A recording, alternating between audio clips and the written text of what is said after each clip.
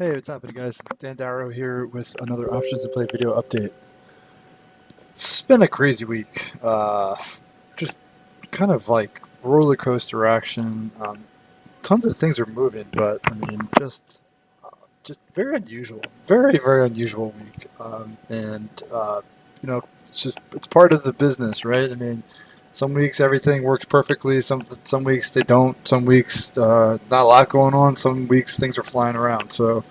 I love that about this job is that constantly changing. So I'm always kind of like throwing curveballs here and there. So definitely one of the more unusual weeks that we've seen in a while.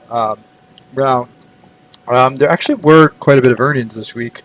Some tech, some China tech, some retail. And one of the names I thought was interesting, more interesting than others, was Dollar Tree. And I talked about it in the weekly earnings video I put together on Friday. And uh, Dollar Tree, just get it out front, it could not have worked out any better.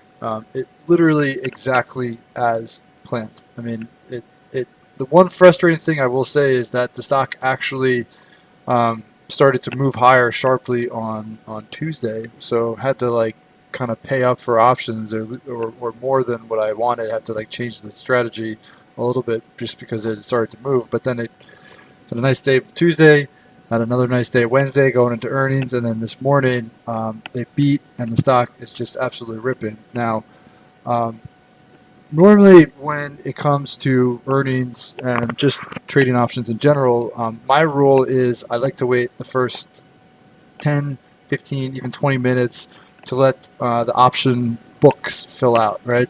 Because as the stock, so if we go like a 1 minute, as Dollar Tree or basically any other stock is kind of whipping around off the open, and trying to find like a trading range, it's lower volume, wider bars on the actual stock, and on the options, it's very similar. So a lot of like wide bid ask spreads. So like the offer and the bid are very far apart. Not a lot of volume that's really taken place yet, so there might not be a lot of liquidity on the books, like a lot of size. So if you're trying to get in with like multiple contracts or a lot of contracts, it can be tougher. So I usually like to wait like 10, 15, 20 minutes before looking to like close out positions, right? Now, Dollar Tree is actually one of the exceptions to that rule, and the reason why is when I'm in a spread, all right? So whether it's a call spread or a put spread, Dollar Tree was a call spread.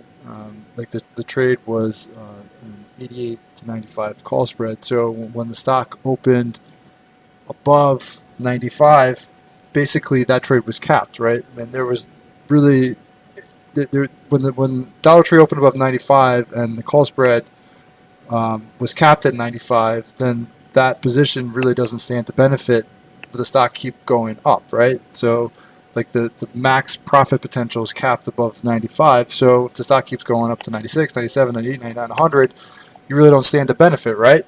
But if the stock were to drop from say 96 to 95 to 94 to 92 to 91, then you start to give back gains or maybe even potentially take a hit on it, right? So like in that scenario, your upside is already capped, so you don't stand to benefit, and the downside could be significant if it starts to slide. So I'd be quicker working off the open, trying to like close out a position like that or a trade like that, right? Because your upside is basically capped, and you can't really benefit if it keeps going higher, right?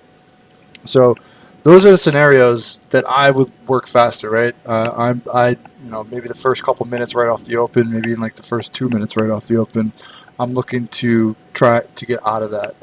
Sometimes that does lead to a little bit of slippage, but what I find is that I'd rather have that trade locked in and not allow the thing to come back, versus say being patient and watch it kind of maybe start to slide lower, right? And you're giving back gains, right?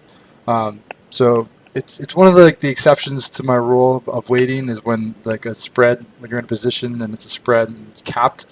So whether it's call spread or put spread, then I'd work faster off the open. So first couple minutes, first 5 minutes, looking to like get out of that trade, just because again, there's no room for upside. I mean, your max reward has already been realized, and you can't really gain on top of that, right?